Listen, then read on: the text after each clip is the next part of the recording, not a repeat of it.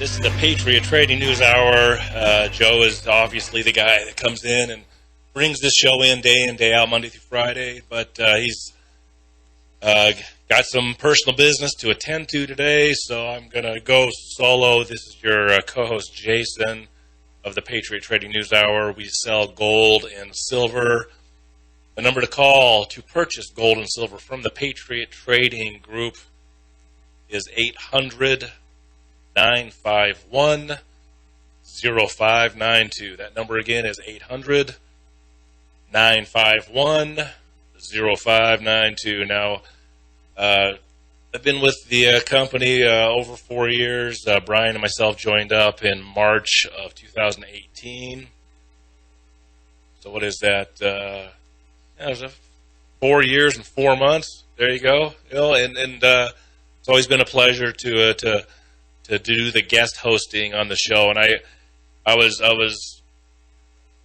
just on the edge of pulling a stunt that would have been kind of funny for me, but probably not for the audience, so I didn't do it. But the very first time that Brian and I were asked to guest host the Patriot Trading News Hour, the brand new partners of Patriot Trading, and we did the show on the Titanic, and I'm going to do that Titanic show about once a year, once every couple of years. I do that Titanic show, which talks about how the J.P. Morgan owned Titanic ship, one of those original Federal Reserve bankers.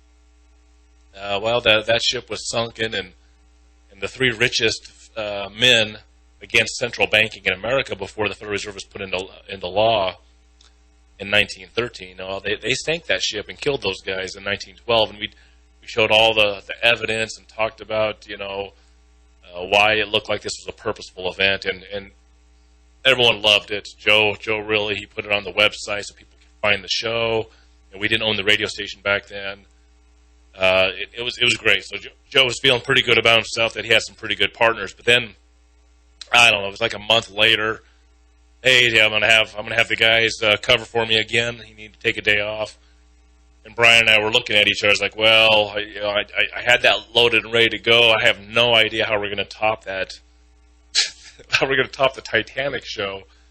So Brian and I had this interesting story about a guy who wrecked his motorcycle and his leg was inoperable, and they amputated it, and he asked to keep his leg, and then ended up asking 10 friends from different friend groups and family groups if they wanted to eat his leg. They made leg tacos, and we covered the entire.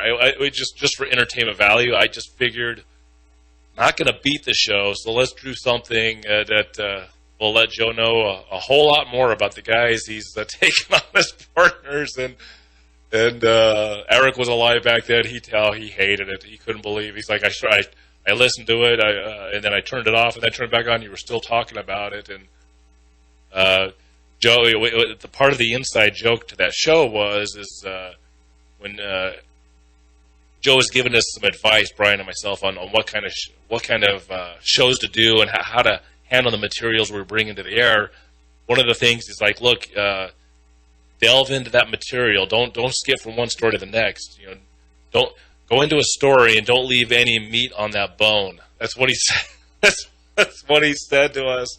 And so the Lake Taco Show, and one of these days we're gonna put it on the air at the appropriate time, just so people can hear that, because I know there's a copy of it floating around out there. And it's kind of one of those things about doing radio that you can do. When you have a job, if you enjoy it, man, it's better than having a job that you don't enjoy. Everyone's got to make a living. Everyone's got to, have a place to live and food to eat, and try to have an existence that's enjoyable. And if the way you make your money is enjoyable, then keep on doing it. If you find a way to really enjoy life and enjoy the part that pays for that life, then you're ahead of a lot of people. A lot of people feel like they get stuck and they have to do certain things. They're kind of enslaved to that job.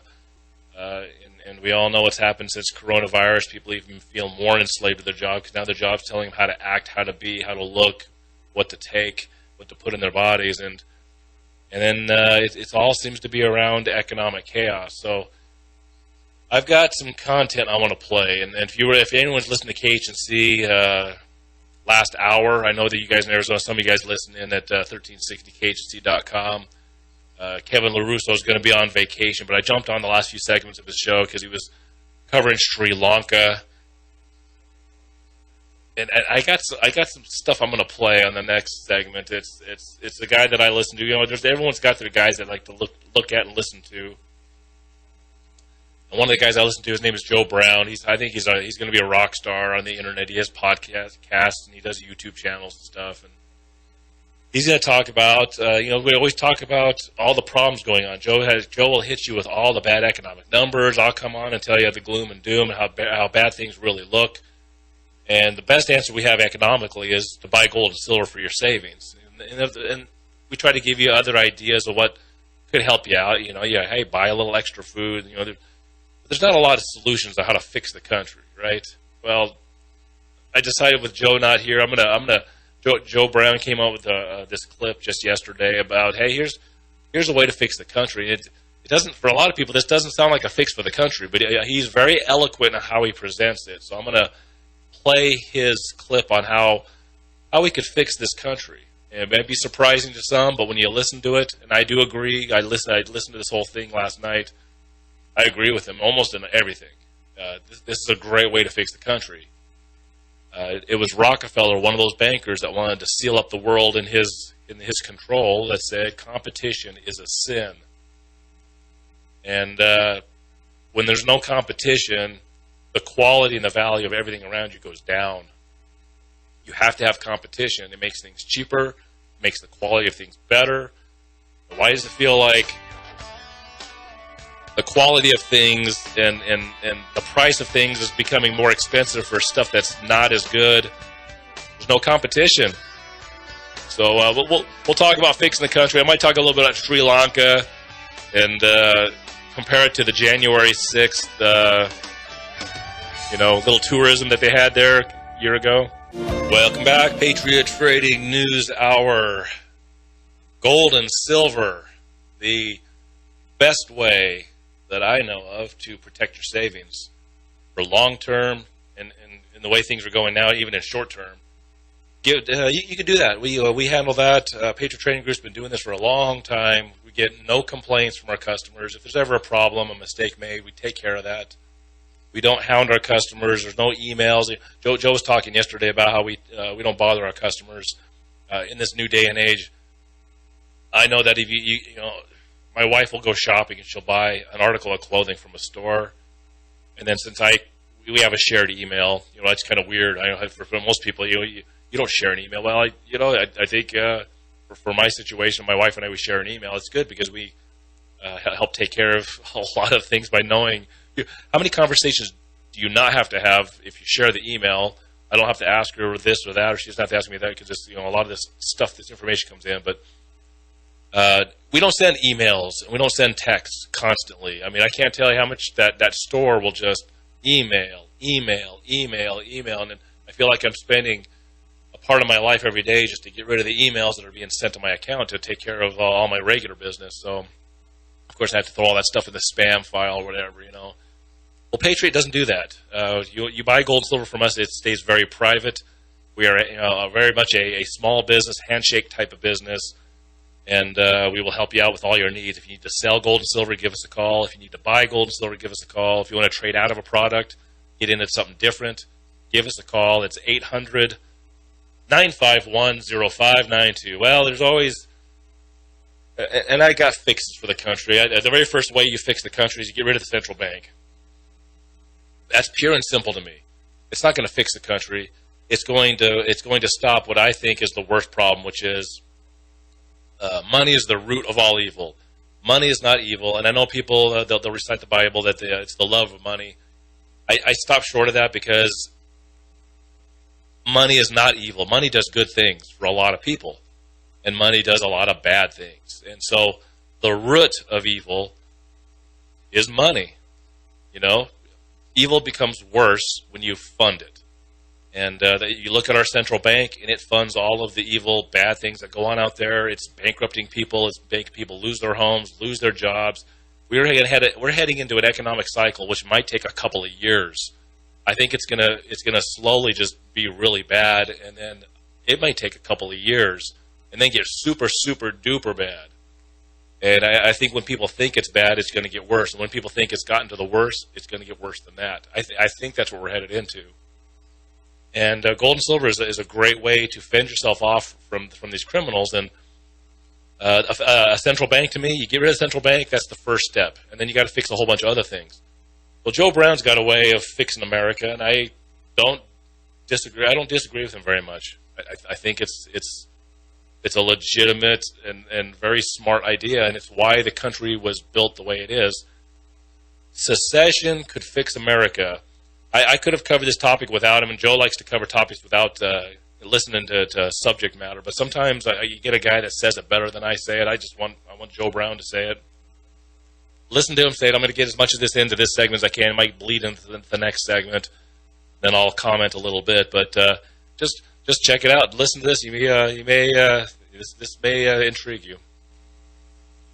Oh, and today I have a thought experiment for you. Lately, it is becoming increasingly obvious that this nation is filled with many different cultures and groups of people who live absolutely at odds with each other. So the question is, what is the answer moving forward? With the American empire overextended and trying to shove down the throats of people ideologies that are absolutely incompatible with everything they believe in, what is the reason why this nation has to stay unified? And if there is no good reason for why the nation has to stay unified, does that mean that either a national breakup or divorce is the answer, or is secession the answer? And in this video, we are going to talk about those two, because even though they are taboo topics, it seems increasingly so today that secession is the answer that would fix America. Ready? Let's dive in. I have one big request for you while you watch the rest of this video, and that is that you keep an open mind about this, because I'm going to use some examples for different extremes of ideologies that make up specific groups in America, and I don't want that to alienate you from the conversation here, because I'm saying, hey, there's people that think this way, and then there's people that think this way. I am not making a value judgment on whether either of those or each of those or neither of those are correct or truthful or good or bad. I'm just saying, hey, these people exist. Therefore, how is the best way to move forward here? So that's my ask. Just keep an open mind, knowing that I'm not placing value on either of those. So let's start off by looking at first the historical and legal argument for secession. Constitutionally speaking, every single state cannot have any rights that do not belong to other states. So another way of saying that is if Arizona and California have the right for X, Y, or Z, that means every other state by definition must have those rights as well, even if they are not expressly articulated in those states' constitutions. When you go back to the founding of the United States of America, there were a few states that explicitly stated that they had the right to secession, which means that constitutionally speaking, at the beginning of this nation, every single state included in the Union also had the right to secede. So you might ask, why would a state have the right to secede, and what good would that do? Well, let's put this a different way. That especially this is something that, many people, I think on the left would identify with. Let's say I'm an employer and you are my employee, and you have no choice to leave to go to another company. There are other companies out there. You might want to be an entrepreneur and start your own company, but you have no choice. And when I say no choice, I mean that if you try to leave, to stop showing up to work, to start your own business, I can put you in jail. I can use violence legally to stop you from doing those things. So that is what I mean by no choice. Well, pretty easily, I would then be able to abuse that relationship, right? Because there's no reality in which you can escape me. Therefore, I have no skin in the game to make sure you have a good experience as my employee. I can make you do whatever I want with no fear of repercussions. I do not have to fear you leaving and me losing you as an employee. Well, the states thought the exact same thing. They said, hey, if we create a government over ourselves as a federal government over the states, and that federal government becomes abusive, becomes totalitarian, has too much control, well then we want to be able to just leave. Because if we can't leave, then it gives that federal government any ability to increase its power whatsoever and abuse the states' rights and take over the position that the states should have, and the states can't do anything about it. So we want to make sure that if it ever gets to the point where states are getting taken advantage of by the federal government, we can just leave. And just the choice to leave alone, not even the act of leaving, but just the fact that that choice exists, puts protection in place against the federal government from becoming too overbearing, from becoming too powerful, because it knows if at any point it does, then somebody will leave. So it puts a check on that power. Now, we all know what happened a little bit later, 100 years later, during the Civil War. A bunch of states tried to secede. This is where I'm going to ask you to keep an open mind here, because this discussion is not about slavery. This discussion is not about racism. This discussion is about secession. And the Civil War, if you look at what Lincoln actually said, there's a good book by Thomas J. DiLorenzo called The Real Lincoln. He's got a couple books about Lincoln. Basically, it's very, very easy when you look at the documents, the historical documents about what Lincoln said. The Civil War was not fought over slavery. It was fought about preserving the Union. The most famous example of these lines, although there are dozens and dozens of these, Lincoln said, if I could save the Union and free all the slaves, I would. If I could save the Union and free some slaves, I would. If I could save the Union and free none of the slaves, I would. It wasn't about freeing the slaves. It was about preserving the Union. Why? Because the South was agricultural, so they imported a lot of stuff, and at that time there was no federal income tax, and the federal government made all of their money from tariffs, and the South imported everything pretty much except for the stuff that they created because they were agricultural, and so they imported a lot of stuff, so they produced a lot of income for the federal government, and then if they seceded, that meant that the federal government would lose out on all that income because the North created a lot of their own stuff, and they didn't have as many imports, and therefore there wasn't as much tariff income. That was the main reason why this Civil War was started, and so Abraham Lincoln, the only president who decided to use the military to invade its own citizens and stop a constitutionally protected secession from happening. Now, again, please keep in mind, nothing to do with racism or slavery. I firmly believe that the consequences of the evils of slavery were borne out in the Civil War, and the slaughter of all of the American citizens, both on the North and the South, were the consequences for decades and, 100 years plus of the evils that were performed from slavery. So this has nothing to do with that. This has to do with the legal and constitutional right to secession and why that existed. But from that point forward, the right to secession was obviously gone, and that discussion hasn't come back up until pretty recently. And now we are sitting at a place in America where we are more divided than we have been since the Civil War. So now the question comes up, why are we trying to prevent secession from happening today? Why do we think that it is necessary for people who disagree with each other about almost everything in life, how to live, the rights to have, from being a part of the same nation and forcing them to have the same set of laws? You look at one group of people, and let's say the stereotype of somebody on the far left. You're looking at the nation and saying, the nation is taking away my rights, let's say the rights of women to choose. You say the nation is protecting the rights of evil people to kill people whenever they want by making sure that they have access to dangerous weapons. You're on the left, you're saying there are people who are empowering evil corporations to take advantage of us, keep poor people poor, protect the rich people. Why in the world would you want to still be part of a nation that does all that? Wouldn't it benefit you if you were able to be a part of a different nation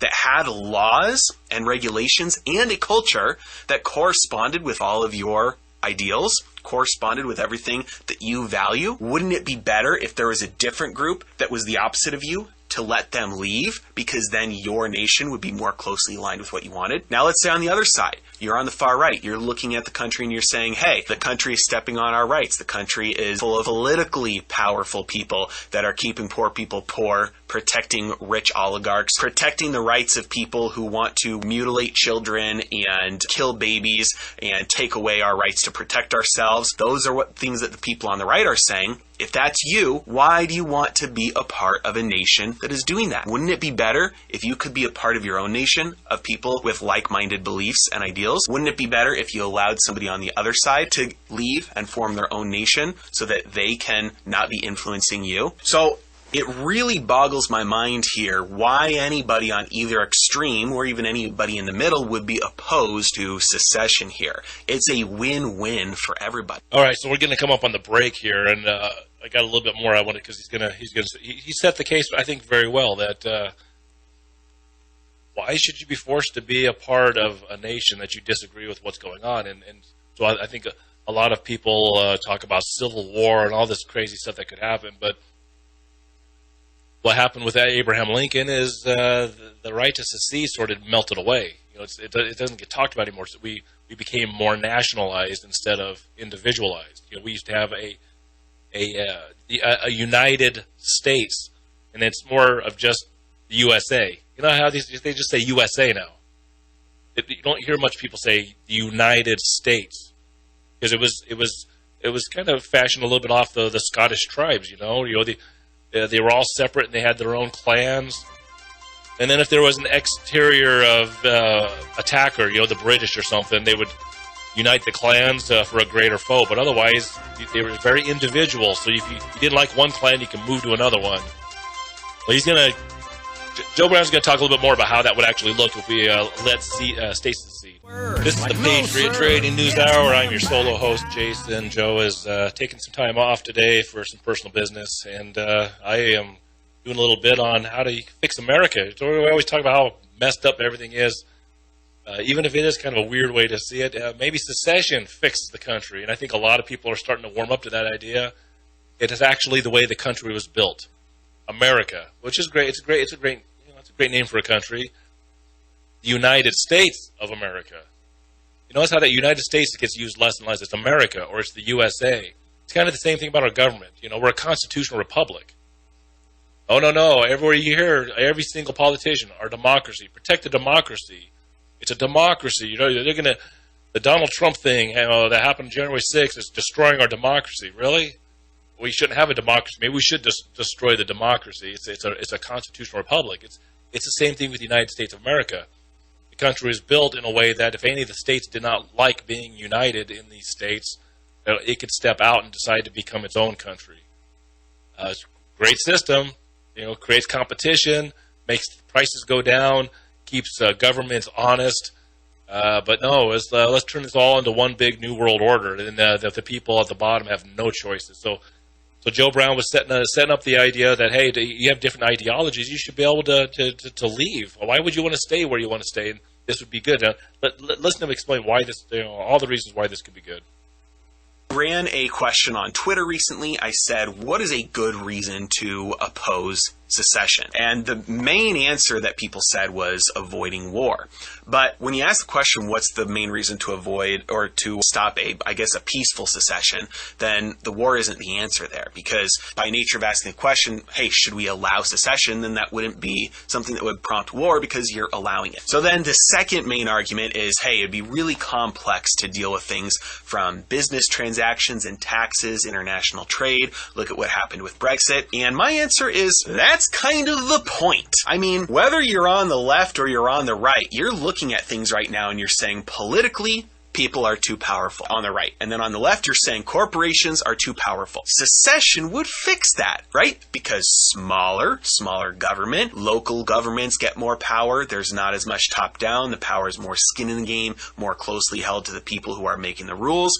So that solves the political power on one hand. Then on the other hand, you've got the corporate power is greatly reduced. I don't think it's any secret to anybody, but the United States being one country instead of 50 countries makes it much easier for businesses to scale scale and grow across states, right? Because you're dealing with basically one set of laws instead of having to go into each different state as a different country and deal with those laws and establish businesses. That means it gets harder for corporations to grow. You don't want them big. You want local businesses. You want entrepreneurship. You want small businesses. You want individual ownership in local businesses that create wealth. You don't want these massive corporations that swell and scale to the point of being bureaucratic and massive billions, trillions of dollars businesses that can enforce their political will over hundreds of millions of people by lining the correct pockets. So you want those divisions there to make it harder to grow. That makes it easier for the local people to succeed.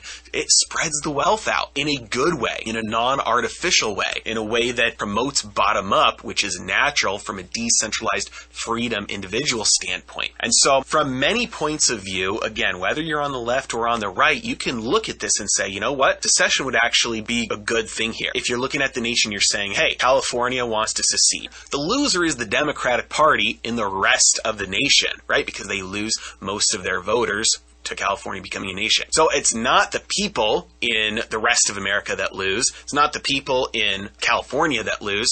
It's just the Democratic Party that loses. Let's take a state like Texas, and let's say they want to secede. Who's the loser there? The Republican Party. They lose a lot of their voters. It's not the people in the rest of America. It's not the people in Texas, because then everybody, on average, gets more of what they want if that was to happen. The last question about this is looking at things like debt, looking at things like military, and obviously that would be complicated. But when you consider the alternative, that we have a nation that has scaled to the point of being so big it will break. When you have an empire that gets as overextended as we are. We have military bases in or near every country on earth. Hundreds of them. We have a national debt that will never get repaid. We are on the brink of a deflationary death spiral or a hyperinflationary collapse. One or the other. It is not possible to survive on the path that we're on. And really the only answer is, are we going to go down with the entire ship collapsing? Or are we going to allow some lifeboats to escape and allow some individual freedom here and try and go about the dissolution in a smart way that allows most opportunity for most people to not get taken down with the ship? And in my opinion, that's the answer. And that's why I think secession is a solution that could provide most of the answers we need for how to move forward as a failing empire. Let me know your thoughts. So there you go, secession. And you know, when a big empire is dying upon its own weight, it breaks down. And the best model we have in history for such a thing is the Roman Empire. The Roman Empire broke into two big major pieces. Kind of sounds familiar, doesn't it? And there was moral decay, there was economic decay, and with all of that, their huge empire was breaking down. And if you were one of those northern European countries that was being serviced by the Roman Empire, you'd given over your country or you were conquered some time ago. Well, good luck to you, because they could no longer send their Roman troops up there. They couldn't afford it, or they just simply didn't want to do it. And it was a very bad time in history. It was called the Dark Ages. It wasn't the end of all humanity. It wasn't the end of the world. It's called the Dark Ages because it was just a time of economic, I don't know, I guess you can call it stagflation that went on for 700 years. Stagflation that went on for 700 years when the Roman Empire fell. Now we're in modern times. I think things work differently than in Roman times. I think we're going to head for the Dark Ages. And Joe and others don't like to hear my time frame, but I think 50 to 100 years.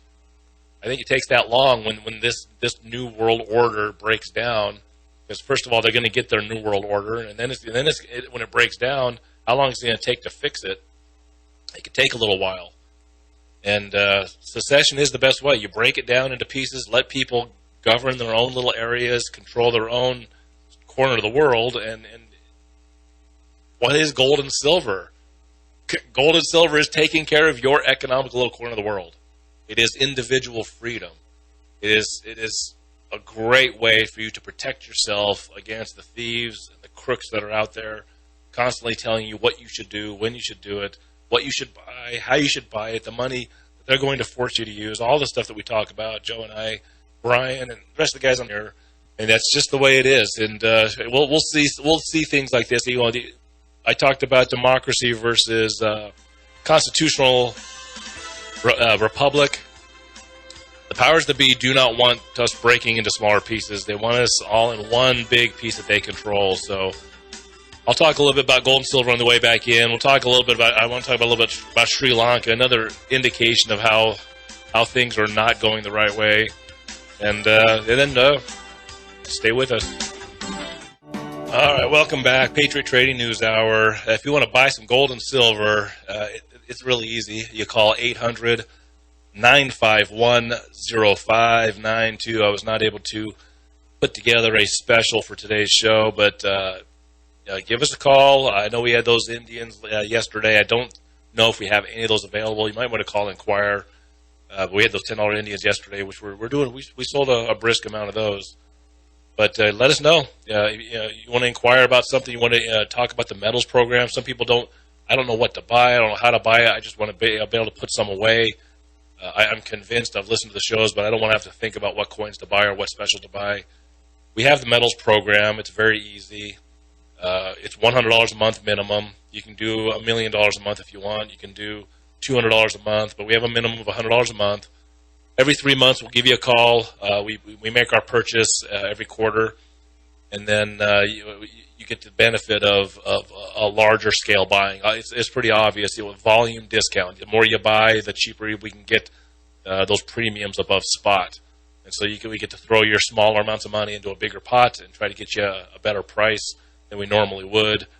It's the metals program. And so you just give us a call, 800-951-0592, same as well, just buying gold and silver day to day, and we'll answer all your questions there.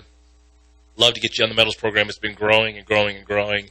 It's an easy way to not have to think. A lot of people they know what to do, they know what they but they're not really excited about gold and silver. They just know they need to start doing it. Great way not to have to think about it, and there's lots of ways to set up the metals program. You can send a check every month, or you can have it taken out directly every month, just however you're comfortable with it. So the ladies over there in Arizona will take care of you at that 800 number. So we just got done talking with listen to Joe Brown talk about secession being a way to fix the country. It really is a way to fix the country, because I'll tell you right now, a couple of states break off and people start moving there, and the economy starts heating up and doing really good there. Well, the other states are going to have to either break away and do the same, or the other piece of the country that's left is going to have to, fix their stuff. And I'd love to see the day where, the central banks go down. I'd love to see the day where the governments are once again beholden to the people.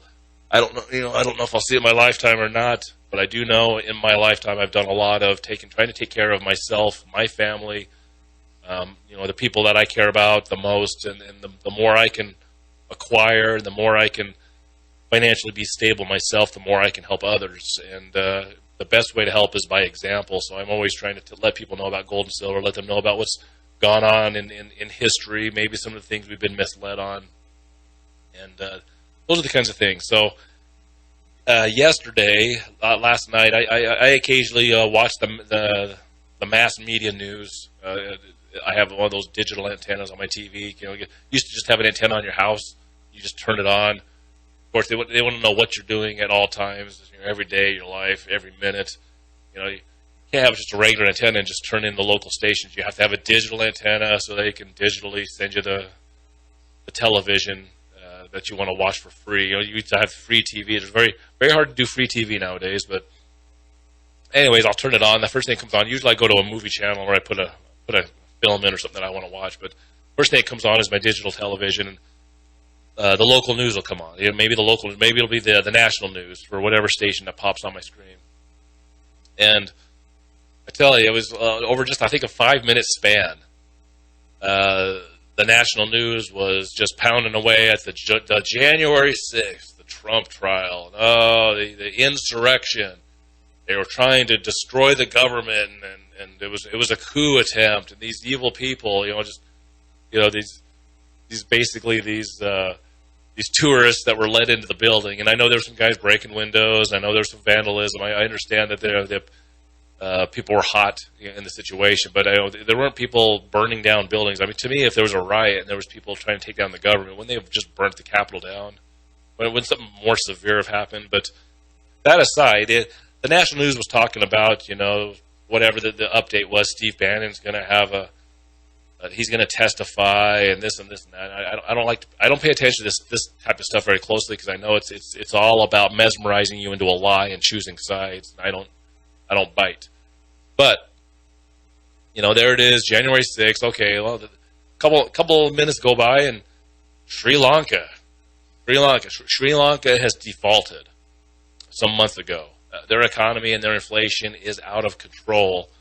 Their country is systematically being destroyed economically, and the people are rising up. You may start to see this a lot more and more. There's a lot of these countries are having these uprisings. Even people in China, which are very well ruled by their communist government. They don't do a lot of right.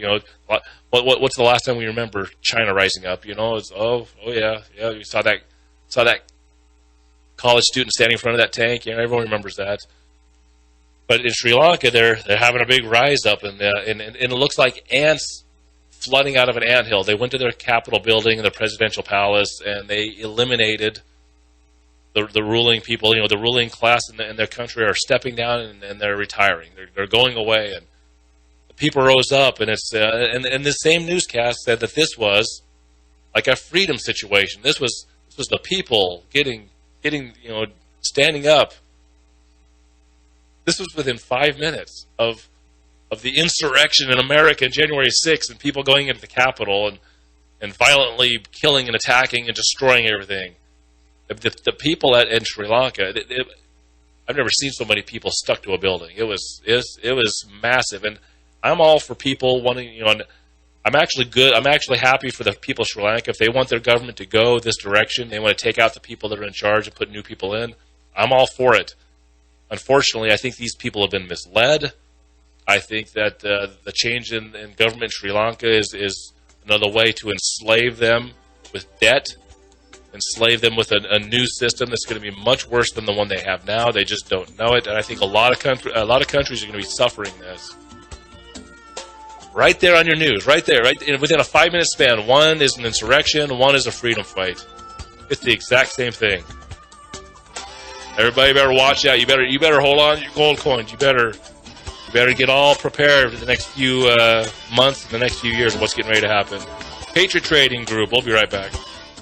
Final segment on the Patriot Trading News Hour on a Tuesday, July 12th. It's pleasant weather in Colorado. I'm not in Arizona, but Joe was telling me it was pretty hot over there. I know that we're supposed to have more hot weather here.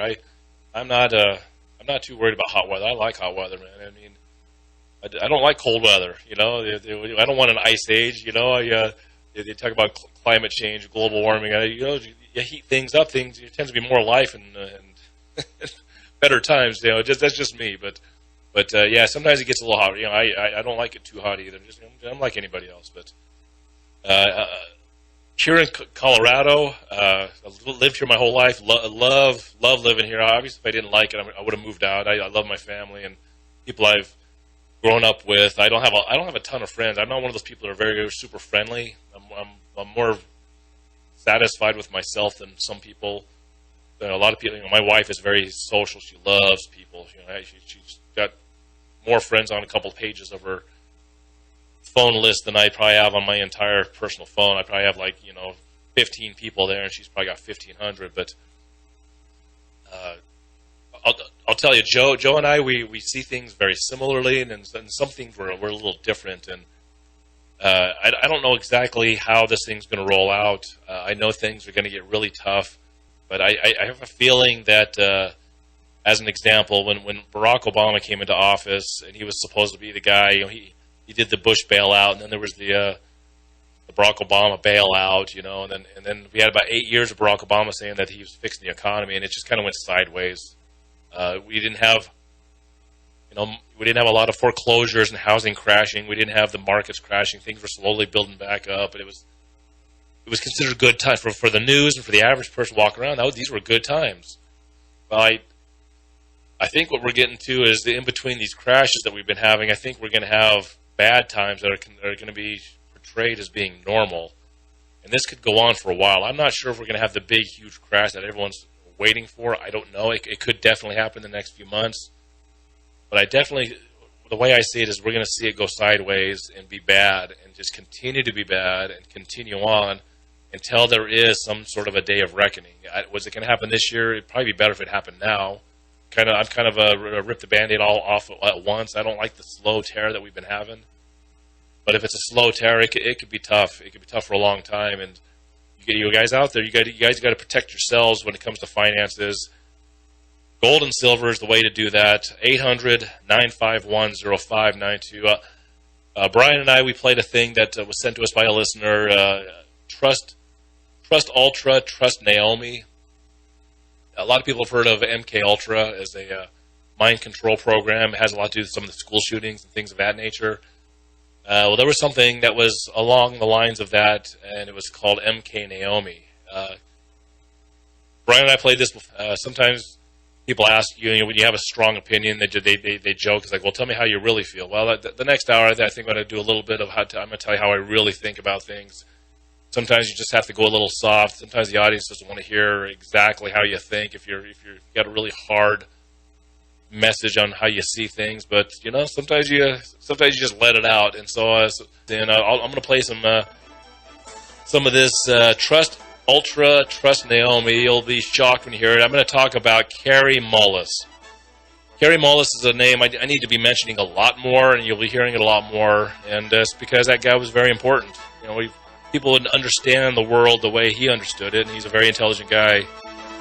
Arizona, we'll see you later.